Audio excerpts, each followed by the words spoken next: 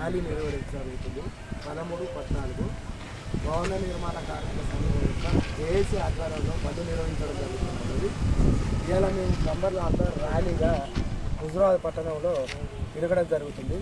ముఖ్య ఉద్దేశం ఏంటంటే సమాజంలో ఇప్పుడు పెరిగిన రేట్లను దృష్టిలో ఉంచుకొని మాకు నిత్యావసర వస్తువులు కానీ పెట్రోల్ కానీ పిల్లల ఫీజులు కానీ ఎవరైనా పెరగడం జరిగింది.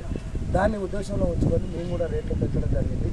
దానికి పట్టణ ప్రజలు సహకరించాలని కోరుతూ ఉన్నాము.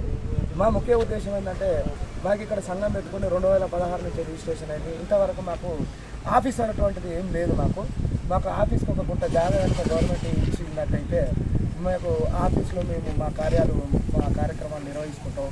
అట్లనే లేబర్ కార్డు కూడా 60 సంవత్సరాలకే లేబర్ కార్డు ఏజ్ తీసివేయడం జరిగింది.